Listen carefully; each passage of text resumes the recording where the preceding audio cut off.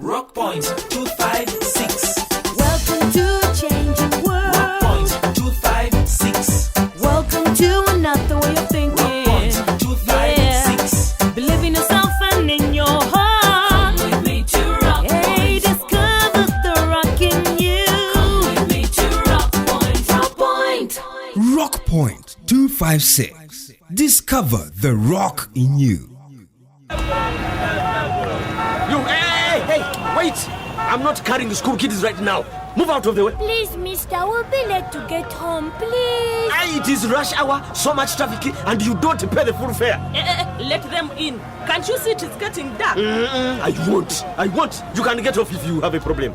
If she gets out, I'm getting out too. Let the kids in. Even me, I'll get out. And me? Yes. Hey, okay. Hey. Sorry. Come in, all of you. Even you kids get in. Let's go. Change is me. It's you, it's us. We can make it happen. Twaweza. Rock Point 256. Hello, our dear listeners. You're welcome to Rock Point 256, your favorite radio drama. Here's what happened last week in episode 342. Joan finally told her husband John that she is HIV positive. Okay. So we have to use condoms till when? Until you go and test for HIV also. What do you mean test for HIV also? You tested for HIV? When you go for a pregnancy test, you also get tested for HIV. And? I am HIV positive, John.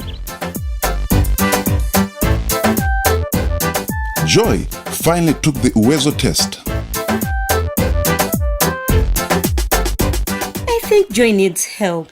Did she perform very poorly? Is she really in P5? Yes. Considering the fact that the test is meant for P2 pupils, Joy performed badly. And now on Rock Point 256, episode 343. Rock Point 256. Discover the rock in you.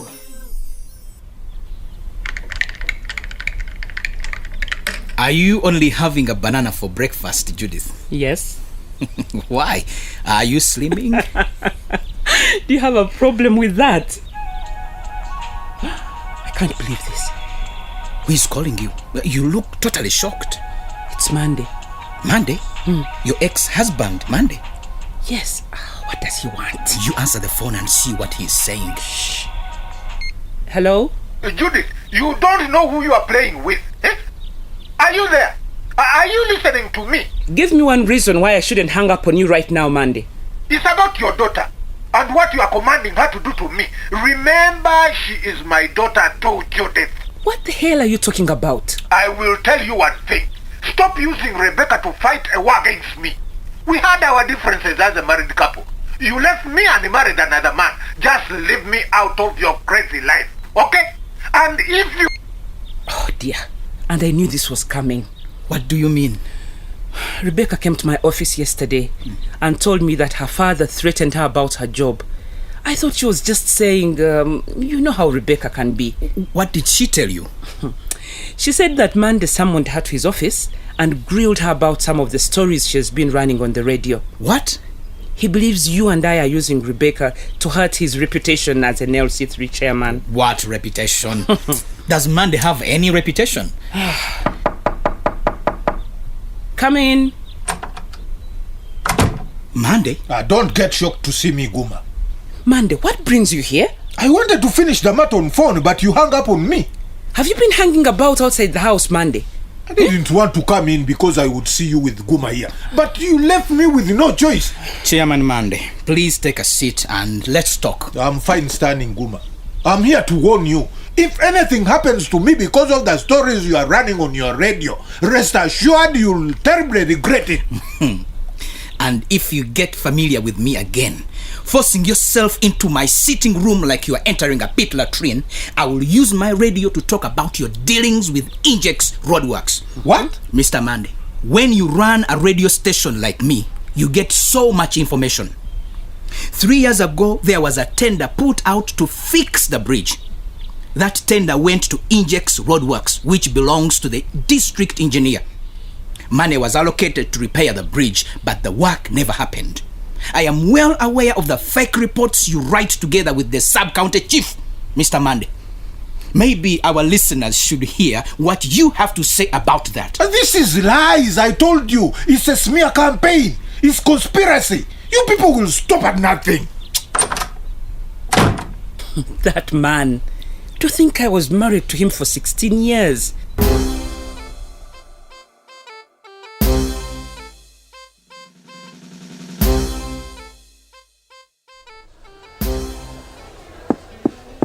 Come in.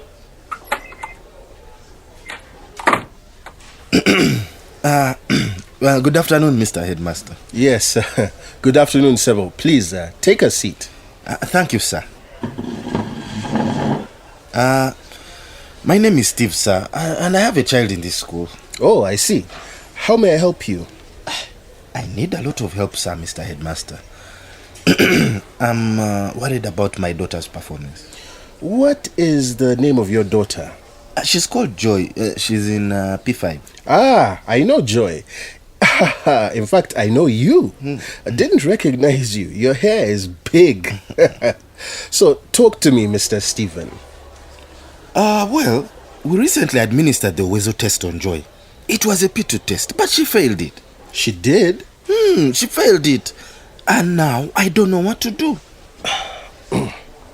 So, what do you want me to do?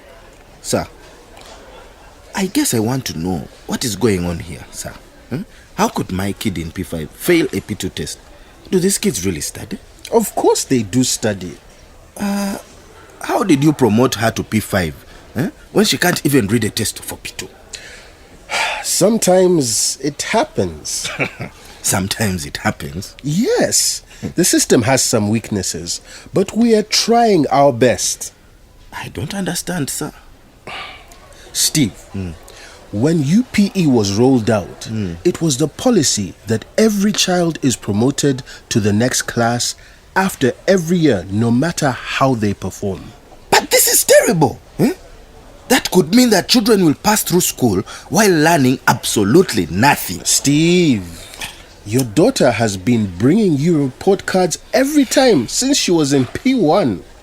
Other children have done brilliantly. The school gives every child the same chance. What have you done to improve her performance?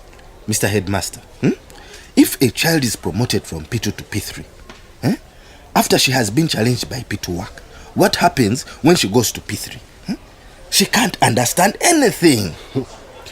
Will you answer my question, sir? Well, Mr. Headmaster, I didn't think there was anything to worry about. But here I am with her daughter in P5. Just 2 years to doing the national exams and she couldn't read ABCD? Well, as a parent, you are supposed to know your child's school progress at every stage. Mr. Headmaster, I am a fisherman.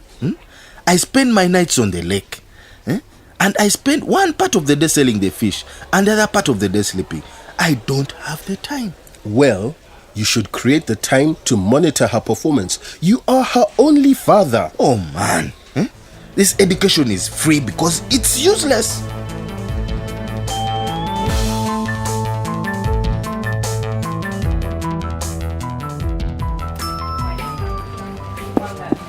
Rebecca, come in. Thank you, Mr. Guma. Take a seat. Is everything all right? What do you mean, sir?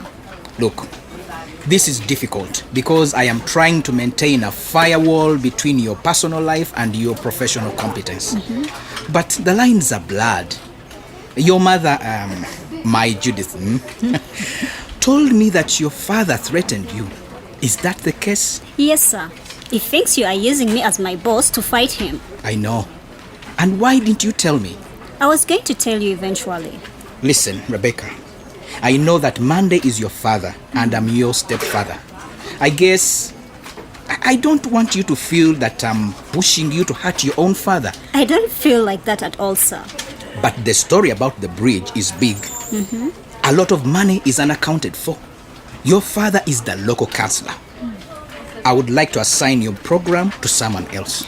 Please don't do that to me, sir. I created the feedback program. Don't take it away from me. I don't want to take it away from you. You are doing great work and you are one of my best employees.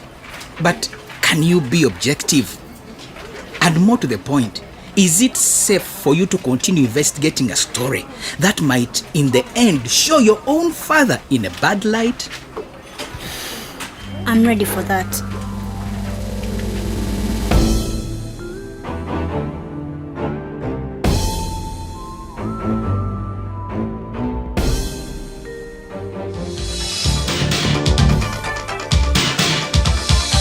Hello, dear listeners. This is your presenter, Rebecca. And like I promised, I'm here with Ofwono. You're welcome, Ofwono. Thank you, Rebecca. You may greet the listeners. Good afternoon, listeners. Good. First of all, many people believe you want to start a political group of sorts. Is this true? I have never thought about it. I have no such plan. At least we have cleared that first. Otherwise, we are happy to host you on feedback. The reason I invited you to this show is because many listeners wanted to know what your views are about the youth participation in politics. Of course, these listeners have been hearing you calling in on many shows, and I think they like your take. Thank you. So tell us, why is it important for young people to take interest in the political leadership of the country? I think that as young people, we have a responsibility to know what is going on with our elected leaders. What do you mean? I think we need to know the roles and responsibilities of the people we vote for so that we can know whether they are serving us or not. I think we all should know how money is spent from the national budget. Why is this important to you? Because the truth is, what these leaders do affects a lot. My friend Charles drowned in Debe River because someone didn't build the bridge that they should have built. Up to now, no one knows whom to hold responsible for his death. Why does someone have to be blamed? It's not about blame. It's about getting the job done, the job that was promised to us. Charles's death was needless. Such a thing should not happen again. 2 years ago, I got dysentery and many other people too. But no one knows whom to blame for the bad drainage in the fishing village that caused that dysentery. Going back to the bridge. How can we ask for a bridge to be repaired for 3 consecutive years and nothing is done about it? You start to ask yourself, what is going on here? Maybe money was put aside. If the money was indeed put aside, why was the bridge not built? And if the money was not put aside to build the bridge, why not? Who should we ask these questions? That is a good question.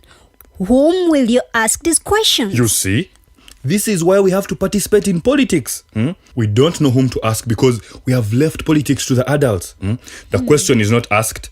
Our representatives shift the blame to somebody else and we end up becoming demoralized because we get no answers. That is totally wrong. So what's the way forward? I guess we're going to go to the district to ask these questions. Why not the sub-county? Because Mr. Mande is very hostile. We don't want to be arrested from there. We elect leaders to give us answers. They are the ones supposed to protect us, but this has not been happening lately. Who is this we? My friends, the young people of Rock Point and I. What do you hope to achieve by going all the way to Matale? To ask questions, to make sure that these services are delivered, that a project like maintaining roads and building bridges comes to fruition. We are tired of waiting for answers. We are going to look for the answers. We want to know that the public money didn't go into some private pocket. Is that why you asked the MP to explain? Exactly. But did she explain anything? No. She just took us to jail and closed our businesses using her cronies. But Ofwono, you sound like you did a degree in political science or something. I stopped in P6. I am a car washer and a footballer. Not having an education can't stop me from using my head. It can't stop me from demanding answers and finding out how the system works. And how it fails us. Exactly. Listeners, we'll be right back.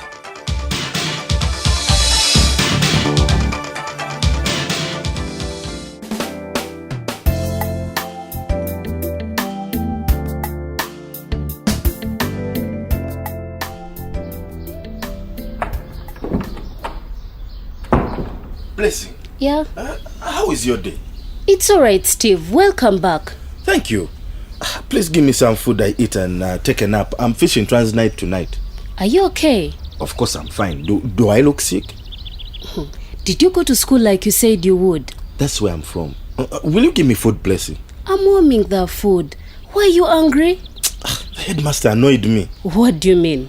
I went looking for a solution and he gave me no such thing. Can you imagine they just promote pupils whether they have passed or failed? I can't believe it, Blessing. That's what I heard too.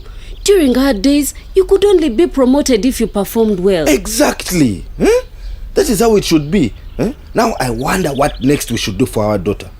The teacher also said that we should get involved in encouraging Joy with her schoolwork. The headmaster mentioned something of the sort. But how can I help a child in her schoolwork?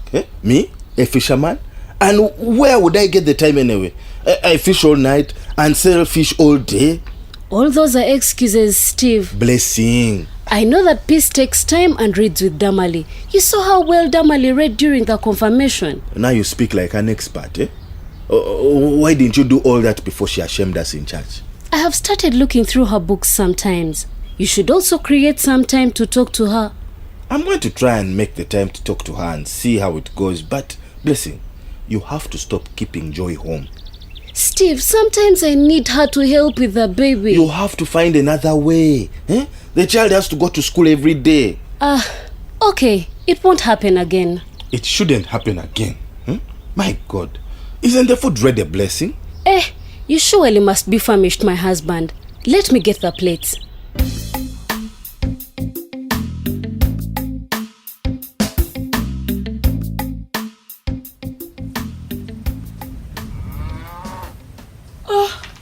Thank God I have finally found you, Betty. Hello, Joanne. Come on, Betty. Don't look away. How are you? I'm not happy with you, Joanne. And I'm here to apologize to you, Betty. For what? You had your reasons for firing me from your restaurant, didn't you? Betty, please don't talk like that. But, Joanne, I left you in peace. Now why are you following me? Did I steal anything from your restaurant? I know you are angry with me, and you're right, but I am sorry. Here, I have brought you your salary. I don't want your money. Come on, stop being a child. Take the money. Fine. You are a very good, hard-working employee. I'm no longer your employee. I want you to come back and work, please. But you threw me out. Betty, I am serious. Forget about what happened. No, I can't. Of course you can, Betty. Forgive me. I forgave you a long time ago, but I can't come back to work for you in the restaurant. Why not? You clearly told me that my efforts were not useful. But I was not okay. I was not in the right frame of mind. I clearly remember you telling me that in your whole life you had not met a lazier person. You made me feel useless, Joanne. Why don't you go look for a hardworking person? Betty, can we now please move forward and leave that in the past? I don't think I can do that. But I need you at the restaurant. No, thank you. Please, Betty, don't go. But why did you fire me? You really want to know what was going on? Well, I did what I did because I was battling with some issues. What kind of issues? Please don't say your pregnancy. No, it's something else. Betty, I was going through a lot of stuff at that time. I wasn't myself. I am so sorry I took it out on you. Betty, do you forgive me? Okay, Joanne, I'm coming back to work.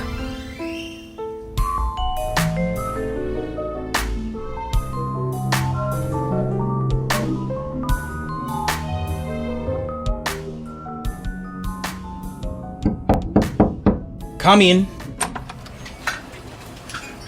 Oh, good. Thanks for coming, Ofwono and Rebecca. Thank you, Mr. Guma. Good evening, Mr. Guma. Rebecca, how are you? Fine, sir. Please sit, both of you. Well, Ofwono, I called you here about the show you appeared on earlier in the day. Yes, sir. I'm sorry about your friend who died, Ofwono, Charles. It was terrible, sir. I want to know who caused his death. What do you mean? My desire is to know who is responsible for building the Debe Bridge. Our MP told us it's the LC3 chairman, Monday, but he seems to think it's not his job. Why don't you ask your youth councillor? I'm sure he would know about that. I have actually been thinking of an idea. Why don't you bring us someone on the show to talk about the planning process? About the whole system and how it works, who does what, things like that. You need this information? Not me alone. I know so many people who would like to know how the political system works. Why is this so important? Mr. Guma, I believe that as a voter, I have a responsibility to ask questions about the political process. But without knowing how it works, I don't know what questions I want to ask. Rebecca, would you like to take note of that? I think it might be a good idea for your show. I love it, sir. Great. Ofwono, you are quite special because many young people don't really care about politics these days. It's because they don't see how politics affects them. That's how I was until I lost my friend because someone failed to build a bridge they were supposed to build. I see. And that's not all. I have been stopped from doing my job. I was arrested and kept at police for 2 weeks. I guess I'm looking for answers. And that's why we invited you to the show. Many people have been asking about your issue. Thank you, sir. Our job as a community radio is to talk about issues that affect the community. Like the bridge, like your unlawful arrest, you and your friends. Thank you, sir. Rebecca, like I told you earlier, you don't have to do this. Me, Mr. Guma? Yes, I would like to caution both of you to calm down a bit. I don't want you to cause problems for yourselves. But how, Mr. Guma? How? Have you forgotten the conversation you had with your father? These whole political talk shows have been pointing to a number of leaders, including your father, the LC3 chairman, Monday. Don't worry, Don Guma. I explained to my father that I'm only doing my job, and I'm not about to leave it just because he doesn't like it. Well, I just wanted to clear the air.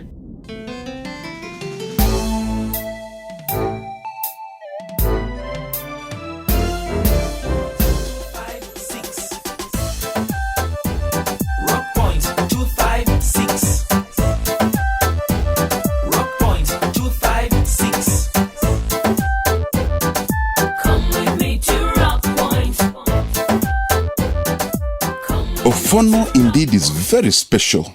I don't know many young people interested in politics, not even in Rock Point. It's true. I like what he said, that, and I quote, "I think we need to know the roles and responsibilities of the people we vote for so that we can know whether they are serving us or not.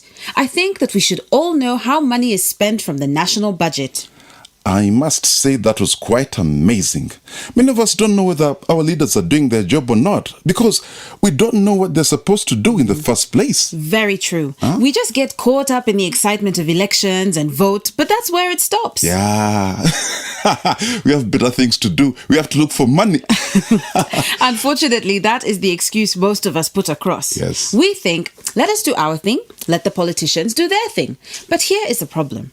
If you don't know why you voted for someone, you will never judge them by their works. So however terrible a leader is, you'll keep voting him in. I know an MP who has been in Parliament since the days of the CA in 1994. He has never said anything in Parliament, and he only goes back home during campaign. And do you know why the people always vote him back in? What is it? He brought them an FM radio station in the mid-1990s. For them, this is so big, and it's enough to show that the man deserves to go to Parliament until he dies. Exactly. And that's the case across the country. For you to vote for an MP, you have to know what an MP is supposed to do. You run away from him when he says he'll build a bridge or bring a radio station because that is not his job. What's his job? An MP's job is to make laws that protect you as a person, not those that will send you and your children to prison or send you into poverty. So when you vote for an MP because they built a radio station, you're just allowing to be fooled. And that applies to every leader we elect, right? Of course. That is the only way you will know how to demand accountability from all these people. I'm sorry to say, but we as a people are responsible for all the corruption that's going on. So, in short, you're saying we are responsible for all the suffering we are going through? You're playing with the answer. The behavior of your leader affects you, whether you like it or not.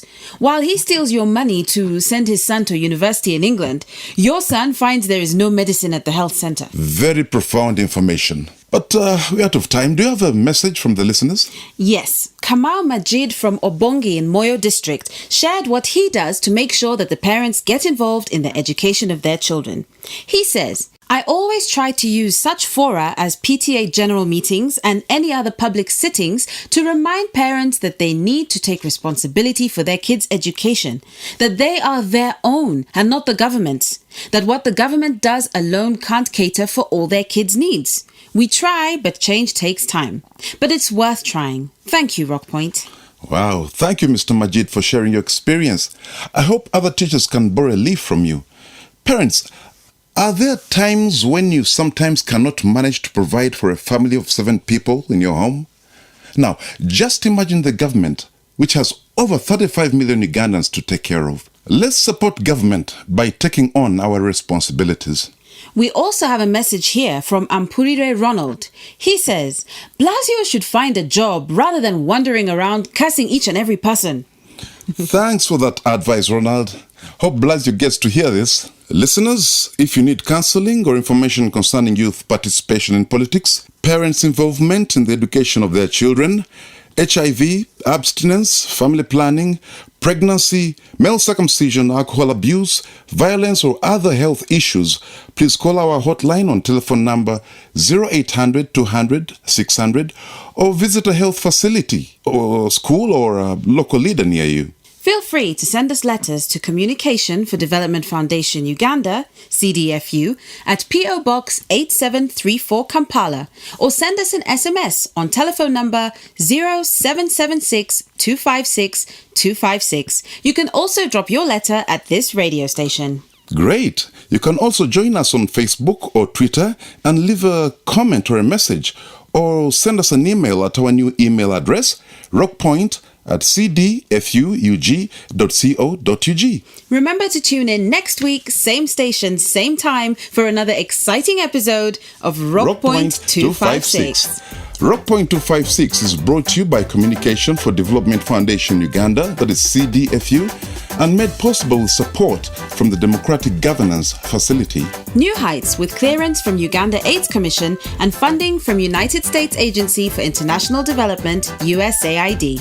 And from Twaweza, Uganda. It takes one person to make change happen. Change, ni mimi, ni wewe, ni sisi. Change is me, it's you, it's us. Hey, someone is exposing your unborn child to HIV. Someone is possibly going to pass the virus on to your baby. This is someone you know. Someone close to your unborn child and closer to you.